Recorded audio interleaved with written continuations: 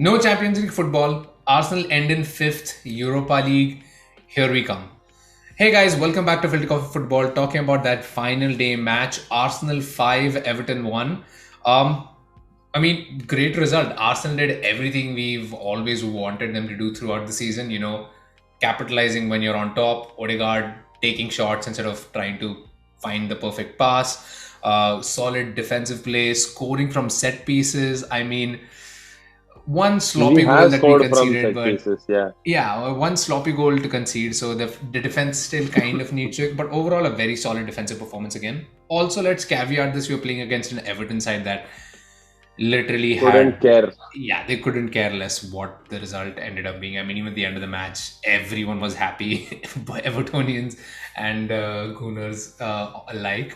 But yeah, I want to talk about the season as a whole, but let's quickly kind of gloss over like the result in and of itself. So So, a great game. Great game to watch us score so many goals. Five different scorers, that too. Martinelli giving a perfect send off with his penalty finish and then running back to the assistant coach. It's things like these that keep you hooked onto the game. Then Cedric with a peach of a finish. I am 200% sure that set piece has been practiced time and time and time over again. He didn't go for full power. He didn't try to lob the keeper. He just went, okay, this is nice and easy. Let me just wrap my foot around it and curl it in. And that it went. I thought it could go over the bar, but nope. This is that one day where everything was going in. it kind of goes to show like both teams are kind of playing with a sort of reckless abandon. They're just like there to enjoy the game. Even Arsenal had that outside possibility of qualifying. In the end, it was just a match where Arteta probably told them, and you just go out and just enjoy your football for one game in the season. We don't have any pressure on us. Let's just play. And it seems like that is when the players flourish the most. So I hope we kind of take that from this game and you just give them a little bit more kind of verve, try and put a little bit less pressure on this because let's talk about that season now, right? This season there has been no point in time when Arsenal has not been under pressure because arguably nobody expected us to finish in those Champions League spots to begin with. Europa League would have been an achievement at the start of the season. So at the start of the After the season, first three results. not even the Yeah, first three. I believe even before the first ball was kicked, if you would have said Arsenal finish in a guaranteed Europa League spot, most people would have said, yes, I will take that if that's the end of the season. So I was under no illusions that we would get Champions League football, simply given just the amount of business that was kind of going around. And the team that we had, we had a very young squad at that point still. So still, and again, it's come still the a end of young the season, squad. we are an even younger squad because the players that we've let go. Let's not kid ourselves. Like of the teams that have finished from 1 through 6, 7, 8, Arsenal's is the youngest team, and generally on paper, if you would say, it's probably also the least star-studded team in many ways. There are like maybe three really established world-class players in that team. The rest of them have really developed within this season to kind of establish how good players they actually are. Which is remarkable, and same thing for Arteta. Arteta is the least recognized of all those eight managers. Maybe you could throw Ole Gunnar Solskjaer in there, but he's also had He's three not there seasons. now. Yeah, he's also had 3 seasons in the Premier League, and of course, Ralph Rangnick has a reputation in football as well. So overall, Arsenal were probably the least talented or like on the lower end of that talent spectrum. So they've definitely achieved well above what most people would have expected them to achieve this season. So yes, I guess we can still argue that we bottled the fourth spot from a very winning position, but the fact that we were in that position in and of itself is a huge achievement for There us. are there are those ifs and buts, right? Where certain things would have gone differently. Some result could have swayed in our favor. A whole hell lot of refereeing blunders, which I don't want to get to now. We could have had some some more impetus to do a better job, but again, it is a young squad. They are learning from their mistakes.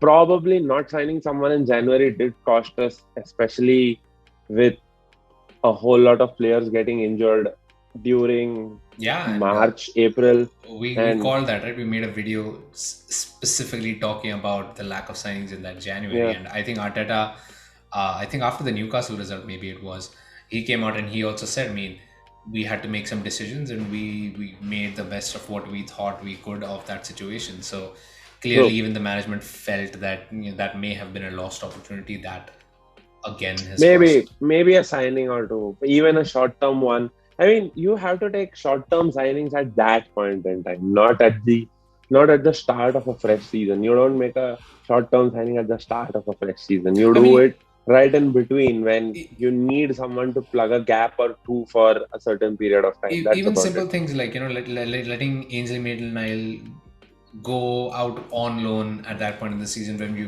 were already sort of thin in that midfield department. Of course, it doesn't help that the best players in your team then go off injured, right? Yeah, With Partey and Tierney pretty much missing that last third of the season, it really did put a damper on what we could realistically do. Ben White was missing in patches, and unfortunately, Emil Smith Rowe, after an incredible start to the season, after that injury, after COVID, more importantly, seems to have really struggled to get back to speed. And I mean, things going about that maybe he's having some long-term repercussions from COVID in and of itself. But I mean, fact is fact, he hasn't been as good of a player since he's been back.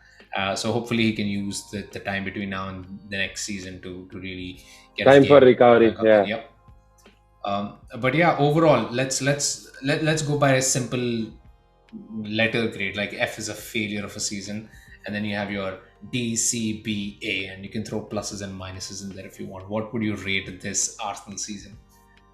the B plus season. It's a B plus. It could have been an A minus or A if we did the Champions League, but definitely a B plus How season. does it? How? Wow, you're being so harsh on Arsenal, man. How is it A No, minus if we make Champions League? no, I mean, again, I don't believe in the minus part of it. I don't really look at the minus part of it. It's either A or A plus, B or B plus. B plus just for the fact that the transfer window, I really think those short term signings, a few of them could have helped. Again, it is all ifs and buts. It could have backfired as well, wherein we signed someone who's older but doesn't do the job, and then he's on a bigger paycheck. Then we try to get rid of him, but we can't, and things like that. But maybe if you've been in that spot, and would you rather have someone and not use them than to not have anyone to use, right? Yeah, I mean, I am of the former opinion where I'd rather pack more in my bags than less. So I am that person who will fly with everything that you can imagine, whatever you want. I don't travel light. I don't think traveling light will keep my anxiety down. And it's like, oh, I wanted this, but I don't have it. So that's why I think of it that way. It could be very different. The thought process can be definitely different. And it's not about being harsh. It's just looking at places where things could have been done differently and we had a choice to make there, not about where we didn't really have a chance. Like with the referee screwing up, you don't really have a chance, you can't do shit about it. But things like the transfer window, things like not being far too obtuse sometimes also helps. I don't want to I get what you're point at saying, but specifics. Yeah, I get what you're saying, but I really wouldn't agree on the premise, right? Because Champions League was a bridge too far from the beginning. The fact that we were so close to it is a different story in and of itself, but it wasn't the original plan. And I think it was really smart of Arsenal to not jump the gun in that situation, to stick to the original plan. To, okay, our priority is to trim that excess fat and make sure that whatever signing comes in through the door is a player that we absolutely want at the club, instead of kind of getting caught up in the heat of the moment. And so that's what I think we did the right moves. Does not getting Champions League football hurt us? Yes, big time. Most importantly, because it just allows the other teams, especially Spurs, who we will be in direct competition with again next season for the same spots, it hurts us get those kind of top talented players. But at the same time, I mean, we signed Thomas Partey without Champions League football. We signed Ben White. We signed Odegaard without Champions League football. Arsenal is still a huge club. Players still want to come and play for the club. And if anything, this season has proven to any footballer out there who might doubt the project at Arsenal that there is a direct, cohesive project going on. So even if we don't have Champions League football right now, at least there is a vision that looks like it's taking shape. Unlike a Tottenham Hotspur that sacked their manager 3 months into the season, signed a manager who is clearly world class but is known for short stints and explosive exits. So again, like, I get what you're saying, but I think it was a good decision in the long sort of term Maybe. for the club Maybe. in that sense. So for me, it's an A season. I wouldn't give it an A plus because obviously Champions League football gets you that A plus, but otherwise definitely an A season because Arsenal performed pretty much where I was hoping they would perform this season, maybe even a little bit. I mean, to drag that Champions League race to the last game alone is a huge achievement given where we started off in the season, right? Again, with those 3 losses and all those Arteta out. And again, it baffles me that after the loss to Newcastle, there were again chants of Arteta out. Is like, has nothing that he has done since those 3 losses made any dent in how you think about him as a manager? The thing was, we've had patches where we've lost 3 games back to back, right?